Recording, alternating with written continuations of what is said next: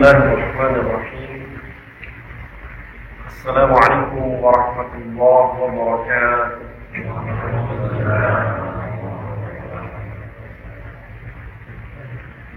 الحمد لله الذي بنعمته تتم الصالحات، وأشهد أن لا إله إلا الله وحده لا شريك له، وأشهد أن محمدا عبده ورسوله. اللهم صل وسلم وبارك على نبينا محمد وعلى آله وأصحابه ومن تبعهم بإحسان إلى يوم الدين. أما بعد، فإني أوصي نفسي وإياكم بتقوى الله حق تقاته. يقول الله تبارك وتعالى: أعوذ بالله من الشيطان الرجيم. يا أيها الذين آمنوا اتقوا الله حق تقاته ولا تموتن إلا وأنتم مسلمون. ربنا زدنا علما، ربنا ارزقنا رحمة.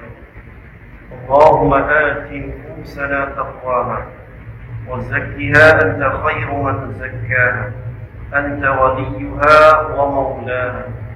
ربنا اغفر لنا ولوالدينا وارحمهما كما ربيانا صغارا، وللمؤمنين والمؤمنات الأحياء منهم والأموات، وارحمنا وارحمهم برحمتك يا أرحم الراحمين، إنك أنت الغفور الرحيم. ربنا آتنا في الدنيا حسنة وفي الآخرة حسنة وقنا عذاب النار. يا مقلب القلوب ثبت قلوبنا على دينك، يا مصرف القلوب صرف قلوبنا على طاعتك. اللهم أمتنا على الإسلام والسنة، اللهم آمين. Jemaah sekalian, kaum muslimin dan muslimat, rahimani wa rahimakumullah. Segala puji bagi Allah Rabbul Alamin. Kita semua memuji Allah Subhanahu wa Ta'ala dalam setiap keadaan, dalam segala situasi. Seorang hamba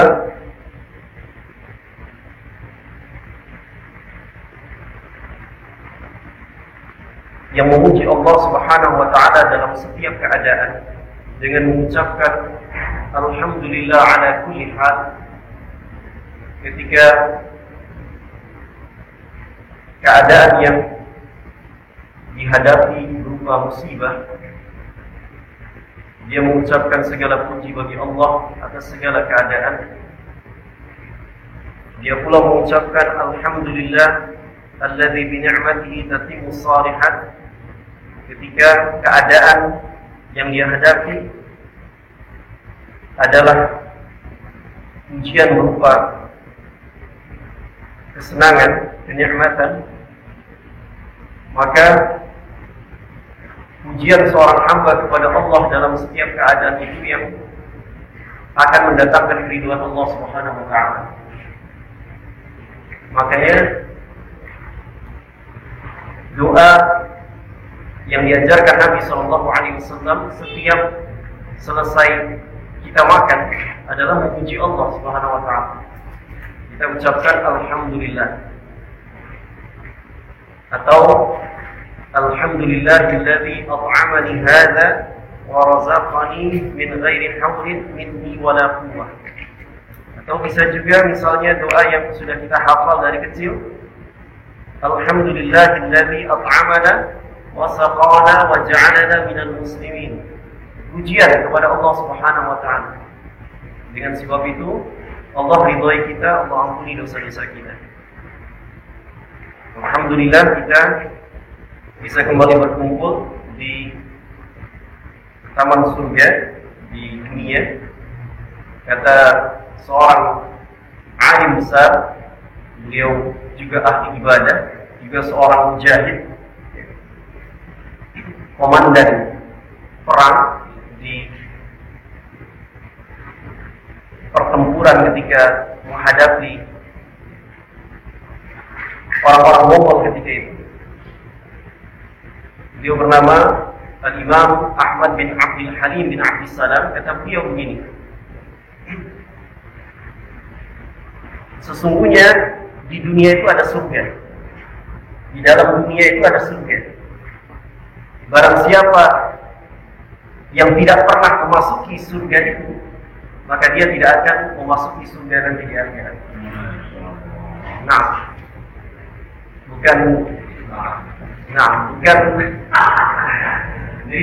bukan orang yang baru nikah terus mengatakan, oh saya sudah punya istri surga dunia. Ya, bukan itu ujian itu dari Allah. Nah, ujian dari Allah. Ku anfusakum wa ahlikum. Nah, jagalah diri kalian dan keluarga kalian dari api neraka. Berat. Tapi surga dunia yang dimaksud adalah ma'rifatullah, mengenal Allah Subhanahu wa ta'ala. Termasuk kaitannya dengan pembahasan kita ini, jemaah sekalian. Masih dalam bab al-muraqabah. Perasaan seorang hamba selalu diawasi oleh Allah Subhanahu wa ta'ala. Kalau seorang hamba dia sudah mengenal Allah Subhanahu wa ta'ala, ma'rifatullah tadi, apapun yang dia kerjakan dari perintah-perintah Allah, apapun yang dia tinggalkan dari larangan-larangan Allah, semata-mata dia lakukan semua itu karena ketaatan kepada Allah. Karena ketaatan kepada Allah Subhanahu wa ta'ala.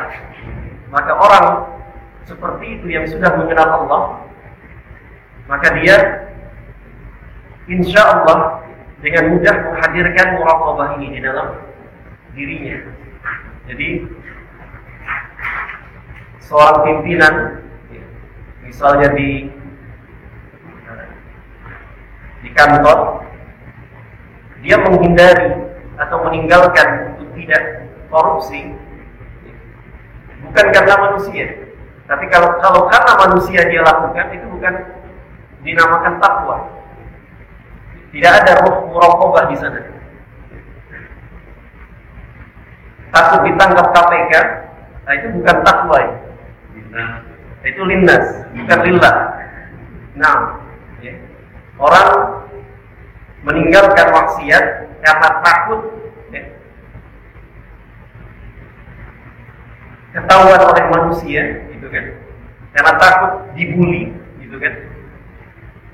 Nah, ini bukan takwa, karena dilakukan linnas. Dan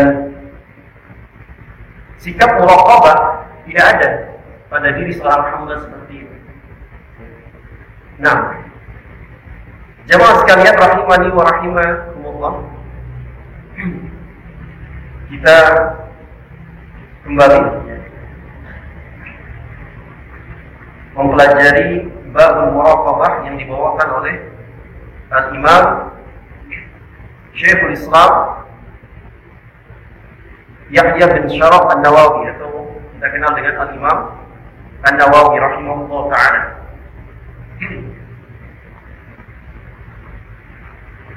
Beberapa ayat sudah kita bacakan pada pertemuan yang telah lalu. Kita akan bacakan satu surah lagi di dalam bab al-muraqabah, baru kemudian kita dengarkan hadis-hadis Nabi sallallahu alaihi wasallam terkait dengan al-muraqabah. Di dalam surah Ghafir ayat 19. Di dalam surah Ghafir ayat 19. Allah Subhanahu wa ta'ala berfirman, Ya'lamu kha'inatal a'yuni wa ma tukhfis sudur. Dialah Allah Subhanahu wa ta'ala yang mengetahui kha'inat al-a'yun,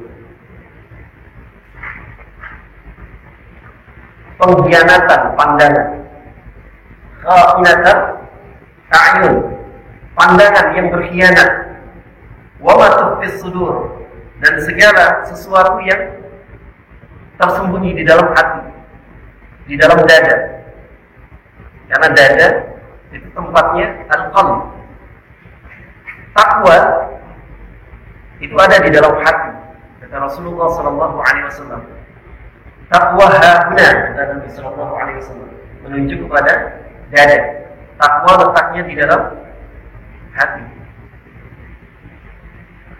Maka tidak heran Rasulullah sallallahu alaihi wasallam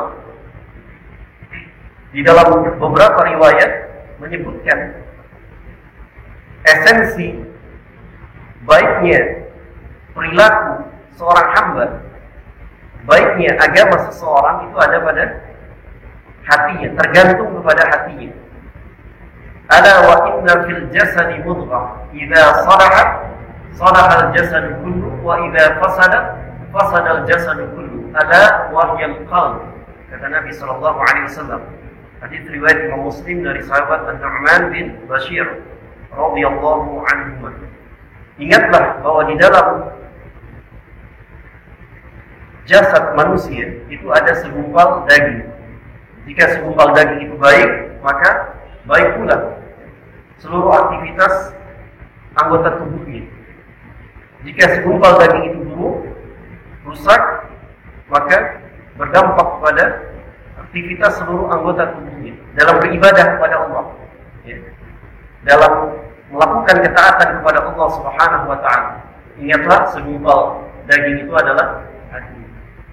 Nah, maka al-muraqabah ini ibadah hati, jemaah sekalian.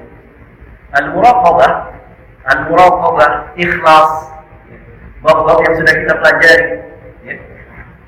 Kemudian taubat, nah, ya, itu ibadah hati. Kenapa demikian? Kalau hatinya tidak jujur, ya, hatinya berdusta, ya, sementara lisannya seolah jujur, ya, perbuatannya seolah baik, seolah jujur, ya, maka tidak ada nilainya di sisi Allah Subhanahu wa taala. Seperti orang-orang munafik, apa yang diucapkan dengan apa yang di dalam hatinya tidak sinkron, gitu kan, tidak ketemu, tidak sesuai, ya. Juga sikap mereka di hadapan kaum muslimin itu orang-orang munafik. Maka dengan tegas di sini Allah Subhanahu wa taala menyatakan, Masya Allah, dialah Allah yang mengetahui pengkhianatan mata. Maksudnya gimana ya, pengkhianatan mata? Kita yang paling tahu, jamaah sekalian, ya, mata ini, ya, ketika melihat sesuatu, ya, itu digunakan untuk kebaikan atau keburukan. Itu kita yang paling menyadari itu, yang paling tahu, ya. Bisa jadi ketika misalnya, ya, ada, ini yang paling sering terjadi, ya, di televisi disaksikan, ya, berita yang dibawakan oleh, ya, pembawa acaranya perempuan, tidak menutup aurat, ya kan? Allah tahu pengkhianatan mata kita. Nah, ya, kalau, ya, mata ini, ya, tidak digolongkan, ya, melakukan pengkhianatan, maka dia akan mengingkari, akan memalingkan. Hati tidak tenang, riba, bukan riba, ya, riba tidak ada ketenangan. Ya, kalau, ya, melihat berita sambil memandang perempuan itu, gitu. Tapi kalau enjoy aja, gitu kan, menyaksikan berita sambil lihat, pikiran itu kemana-mana nanti, lihat bagian ininya. Nah, itu kha'inatul a'yun, pengkhianatan pandangan, dan Allah Subhanahu wa taala sangat tahu itu. Jadi hal-hal yang seperti itu dosa kecil itu.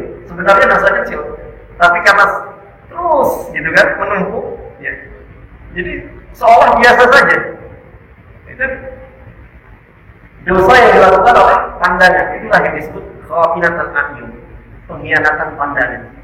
Nah, ya, makanya Nabi Sallallahu Alaihi Wasallam mengingatkan kepada sahabat Ali radhiyallahu anhu, pandangan pertama,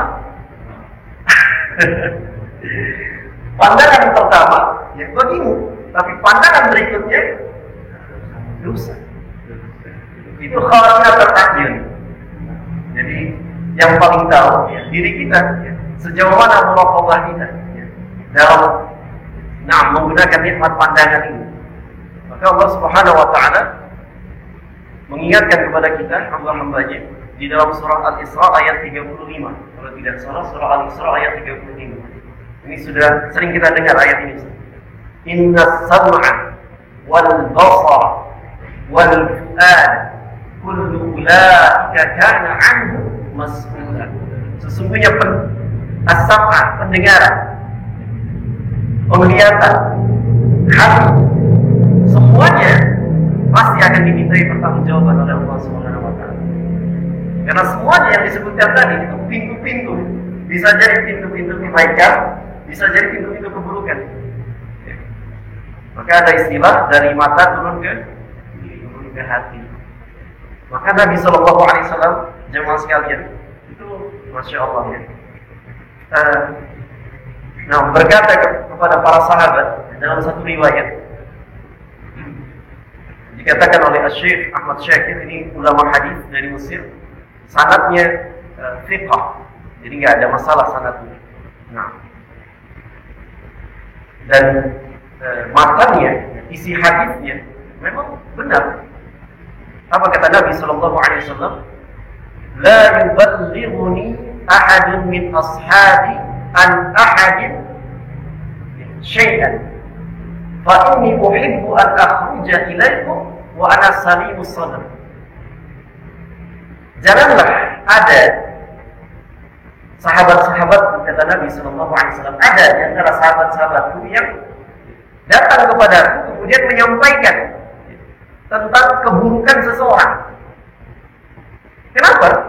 Karena sesungguhnya aku ingin keluar, ingin menemui mereka dalam keadaan dadaku ini selamat, hatiku ini selamat.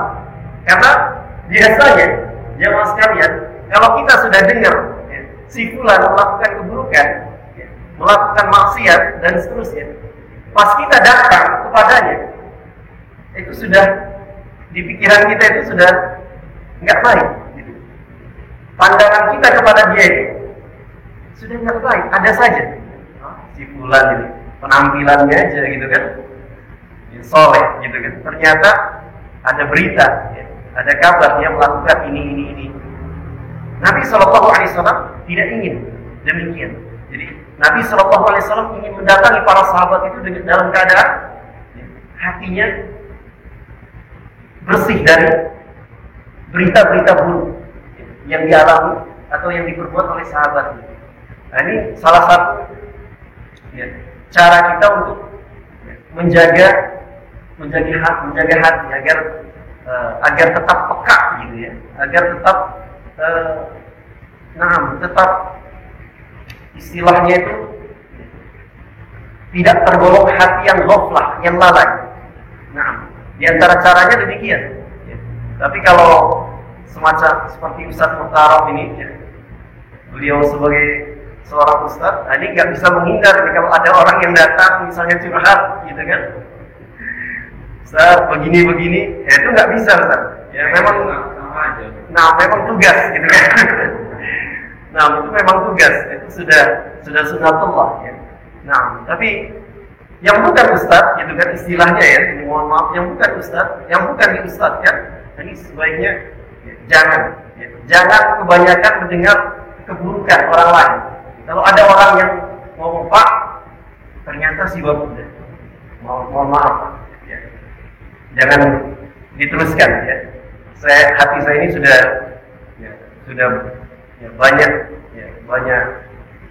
banyak dosa, gitu kan, banyak melakukan kesalahan. Saya nggak mau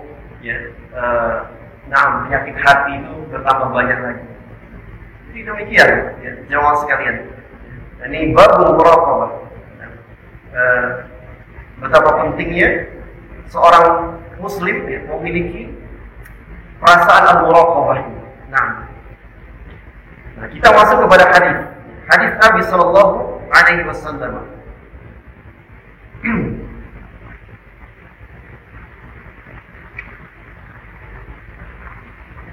Saya mau menyampaikan di sini ada hadis Nabi Shallallahu Alaihi Wasallam berisi tentang kisah.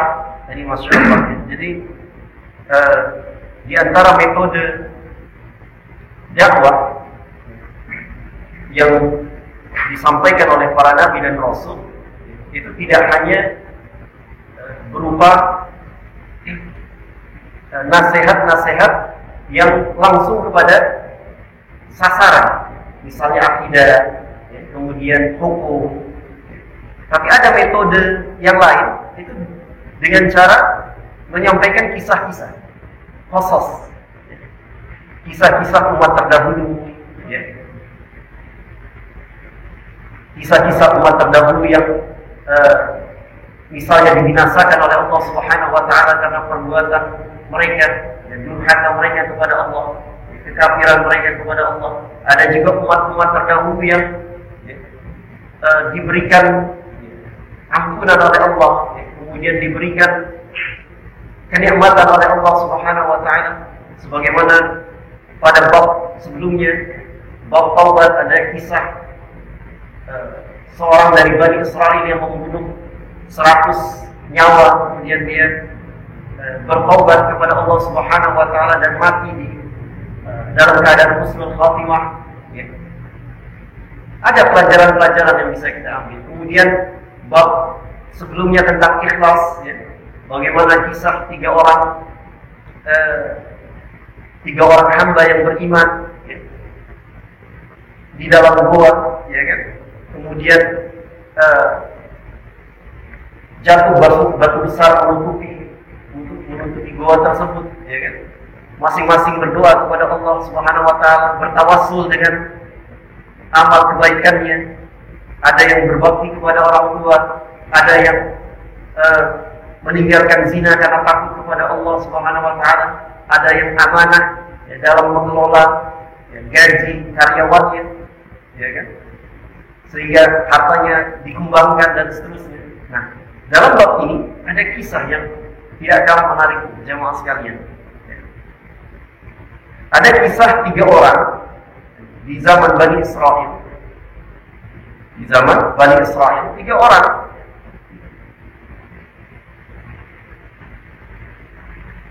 Ketiga orang ini panjang sekali hadisnya, tapi saya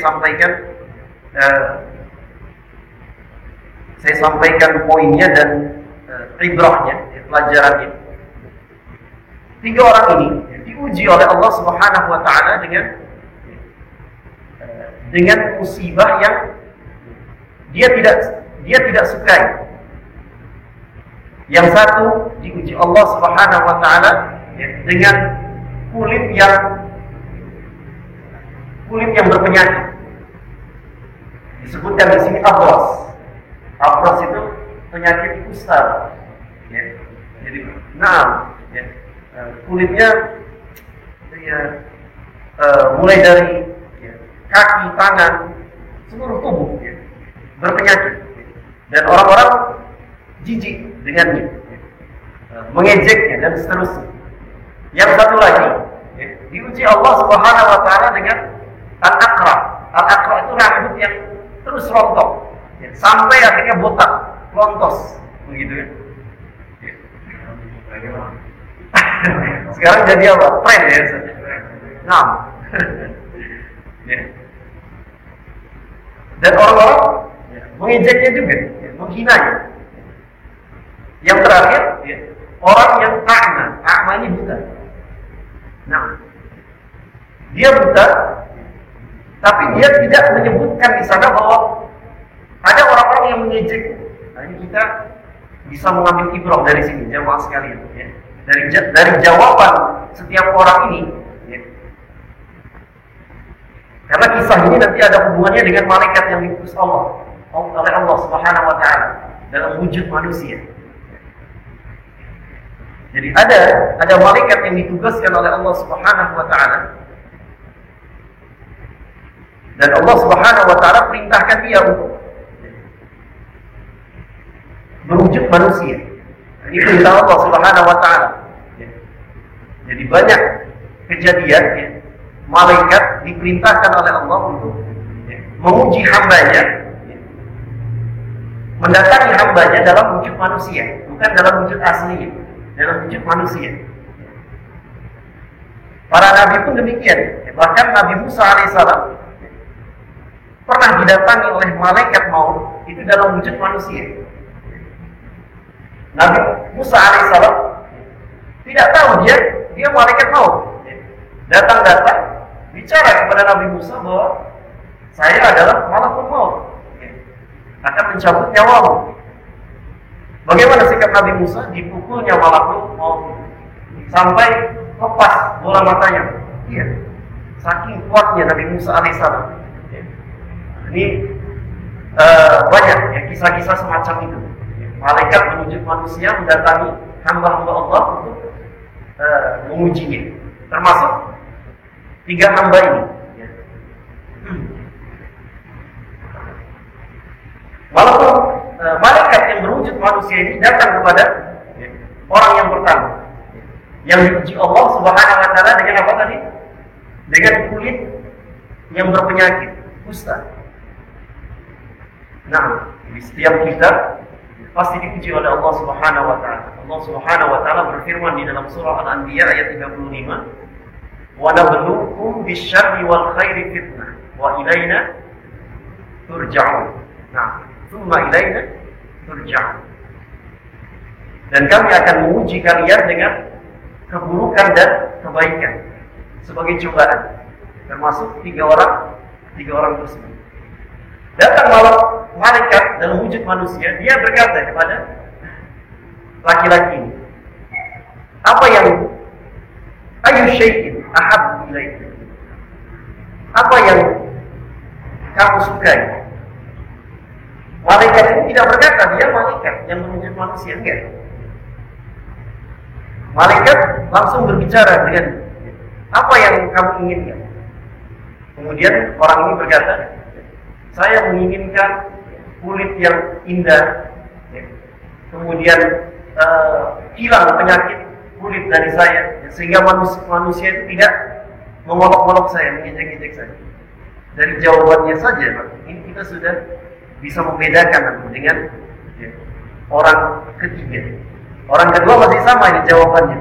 Jadi orientasinya itu bukan lagi supaya Allah Subhanahu wa taala memenuhi kebutuhannya. Jadi sudah lebih dari kebutuhan. Kebutuhannya apa? Penyakitnya hilang kan? Tapi dia meminta lebih dari apa? Kulitnya bagus gitu kan, mulus gitu kan. Dan seterusnya, kulitnya indah. Itu sudah lebih gitu. Ini menunjukkan ada ketamakan di dalam diri orang itu. Dan dia tidak mengingat Allah sama sekali. Dia tidak mengatakan saya menginginkan Allah menyembuhkan kulit saya. Enggak mengingat Allah dia. Nah, apa kata Allah Subhanahu wa taala di dalam surah Al-Kahfi ayat 28? Ini pelajaran kita semua, Pak. Agar berhati-hati supaya tidak salah bergaul. Apa kata Allah Subhanahu wa taala? Wa la tuti' man aghfalna qalbahu an dzikrina wattaba'a hawa wa kana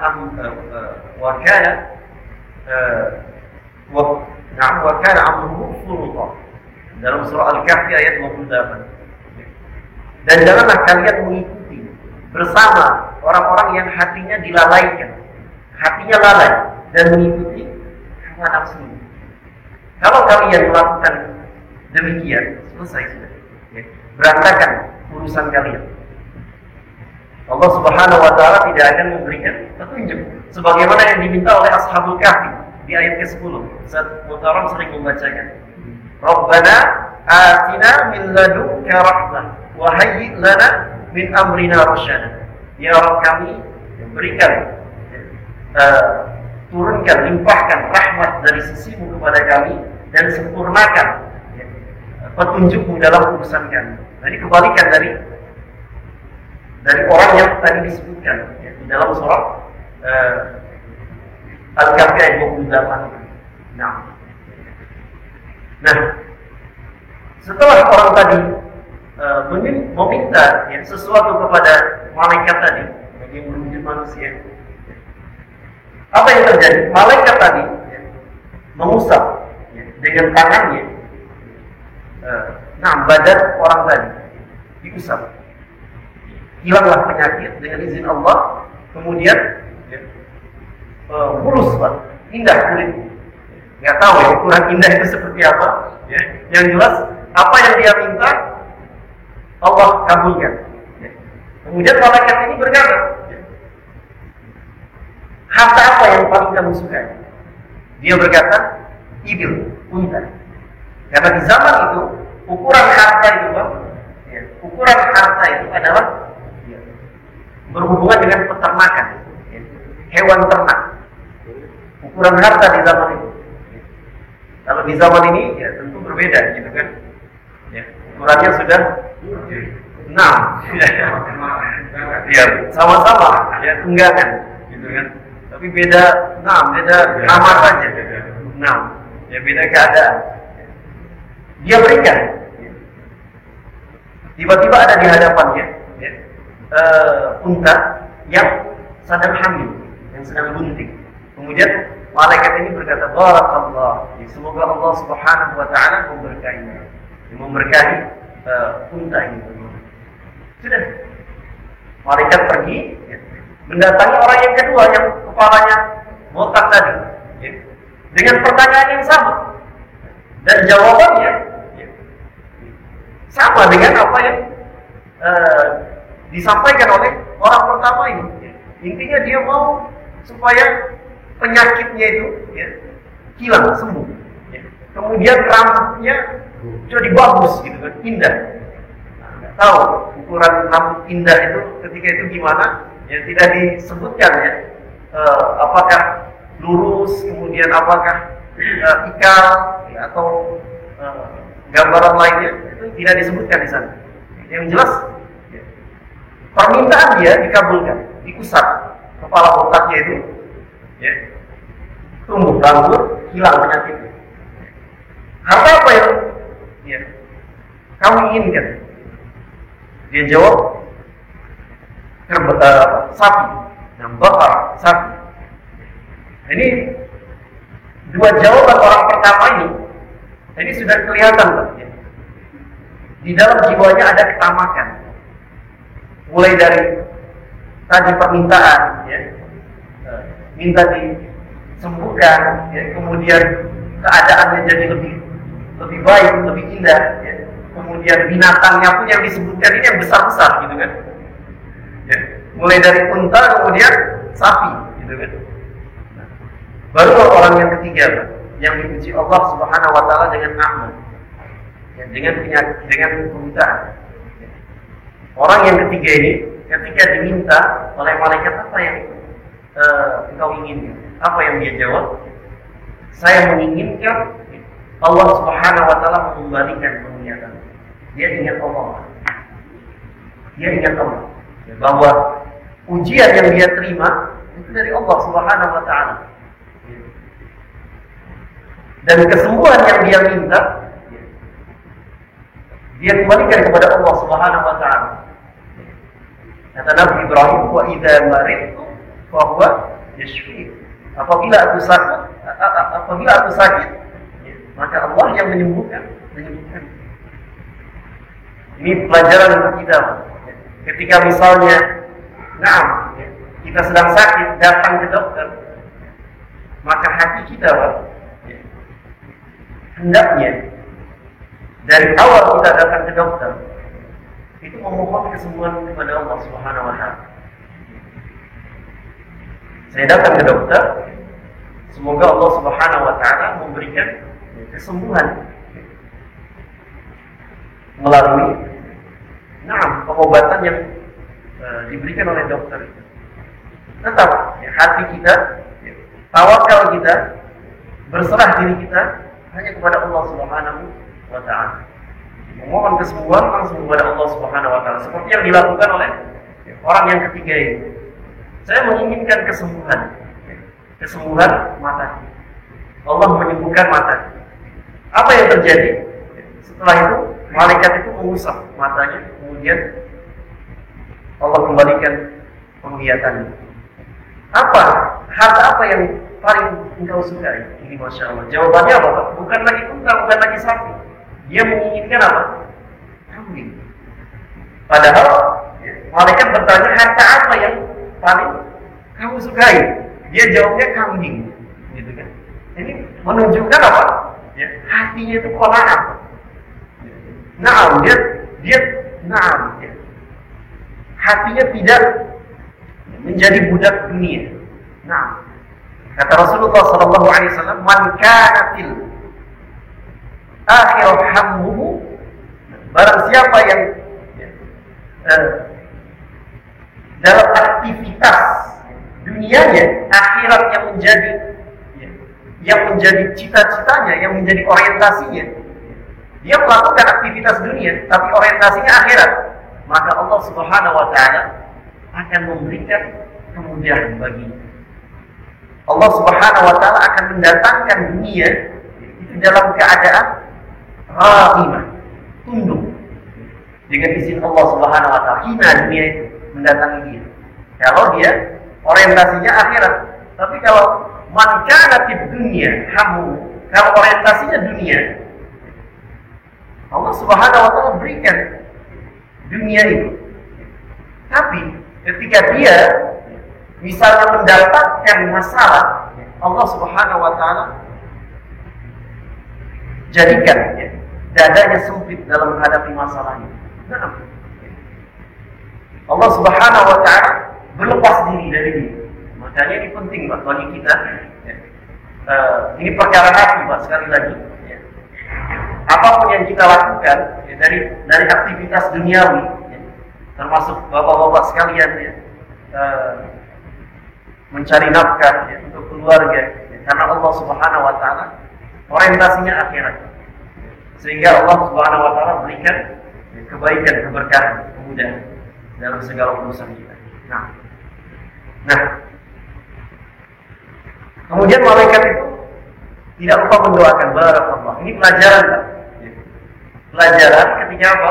Ketika kita menyaksikan kenikmatan ada pada orang lain, Pak. Misalnya, saya melihat ada tetangga saya baru diberikan kenikmatan duniawi oleh Allah. Dia bisa beli kendaraan cash, gitu kan, bukan hutang, bukan kredit. Maka kita doakan, kita ucapkan selamat, dia doakan barakallahu laka fiha, misalnya. Semoga Allah Subhanahu wa taala memberkahi nikmat yang Allah berikan kepada. Ini doa dari seorang muslim kepada muslim yang lainnya. Apakah kita rugi mendoakan orang lain? Tidak rugi sama sekali, Pak. Doa itu akan kembali kepada diri kita. Ada malaikat yang mengaminkannya. Selama doa kita berisi kebaikan-kebaikan. Nah, termasuk misalnya ada dua orang profesinya pedagang bersebelahan, doakan temannya, semoga Allah Subhanahu wa taala memberkahi dagangan. Jangan takut dagangannya nggak laku. Iya, ini kan biasa, Pak, ya. Apa istilahnya itu, rival, persaingan dagang. Ya, kita doakan, ya Allah, semoga Allah, ya Allah, berkahi usaha teman ini, termasuk berkahi hamba, ya Allah. Nah, ini pribadi orang beriman demikian. Jadi ketika melihat kenikmatan ada pada diri saudara, dia tidak hasad, dia tidak dengki, bahkan dia mendoakan keberkahan untuk temannya, untuk orang yang mendapatkan nikmat tersebut. Nah, pelajarannya di sini, setelah malaikat dengan izin Allah mengembalikan keadaan mereka sebagaimana keadaan yang normal, bahkan lebih baik, maka malaikat setelah selang beberapa lama datang kembali kepada mereka dalam keadaan yang berbeda. Malaikat berwujud manusia tapi ya, dalam keadaan yang sama ketika mendatangi setiap 3 orang tadi. Malaikat datang kepada orang pertama yang berkulit berpenyakitan dalam keadaan seperti dia dulu. Nah, kemudian malaikat meminta ya, bantuan kepadanya, minta diberikan ya, sedikit makanan. Ternyata orang ini lupa dengan nikmat Allah Subhanahu wa taala yang sudah diberikan kepadanya. Nah, akhirnya apa, Pak? Akhirnya malaikat mengatakan, bukankah aku dulu pernah mendatangimu? Dan seterusnya dikatakan oleh malaikat, dan dia mulai sadar ketakutan. Oh, ini jangan orang ini yang dulu mendatangi saya sudah terlambat ketika itu, karena dia sudah bersikap sombong, bersikap sombong dan kufur nikmat. Apa yang terjadi? Kembali seperti sedia kala keadaannya. Iya, berpenyakit kusta dan seterusnya. Hilang sudah hartanya, Pak, ketika itu. Allah jadikan musnah. Yang kedua sama juga, gitu kan? Keadaannya begitu. Ya, kembali botak. Ya. Nah, karena kesombongannya dan kufur nikmat tadi. Jadi kuncinya kesombongan dan kufur nikmat. Sedangkan orang yang ketiga, Masya Allah, dia ingat betul bahwa semua nikmat itu berasal dari Allah Subhanahu wa taala, dan dia katakan kepada orang yang dalam keadaan buta, yang tadi malaikat datang kepadanya dalam keadaan buta, silakan apapun yang kamu inginkan, berapapun yang kamu mau, silakan ambil, karena semua yang aku miliki ini adalah titipan Allah, nikmat dari Allah, karunia dari Allah Subhanahu wa taala. Barulah malaikat tadi berkata, sesungguhnya aku adalah malaikat yang datang kepadamu untuk menguji kamu. Begitupun dengan dua orang lain. Nah, ini sekali lagi ya, inilah al-muraqabah tadi. Ya, al-muraqabah selalu merasa diawasi oleh Allah Subhanahu wa taala, sehingga apapun keadaan seorang hamba, baik ketika diuji Allah Subhanahu wa taala dengan musibah dan diuji Allah dengan kenikmatan, dia tidak pernah melupakan bahwa ujian itu, musibah itu datangnya dari Allah, dan kenikmatan itu dan juga datangnya dari Allah Subhanahu wa taala. Sehingga orang yang memiliki sifat muraqabah ini, sikap muraqabah, dia tidak akan muncul dalam dirinya kesombongan dan kufur nikmat tadi. Justru muraqabah ini pangkal dari segala kebaikan. Pangkal dari segala kebaikan yang dimaksud adalah dia akan selalu ikhlas dalam melakukan ibadah kepada Allah. Dia akan selalu bertobat kepada Allah ketika terlanjur berbuat maksiat. Dia akan sabar menghadapi musibah atau ujian yang Allah berikan kepadanya, dan seterusnya. Semoga kita semua jamaah sekalian memiliki, dikaruniakan oleh Allah Subhanahu wa taala sikap muraqabah ini. Allahumma amin. Itu saja yang bisa disampaikan pada kesempatan yang penuh berkah ini. Mudah-mudahan Allah Subhanahu wa taala mengampuni segala dosa kita dan memberkahi kita semua. Allahumma amin. Sallallahu wasallam ala nabiyyina Muhammadin walhamdulillahi rabbil alamin. Subhanakallahumma wa bihamdika asyhadu an la ilaha illa anta astaghfiruka wa atubu ilaik. Assalamualaikum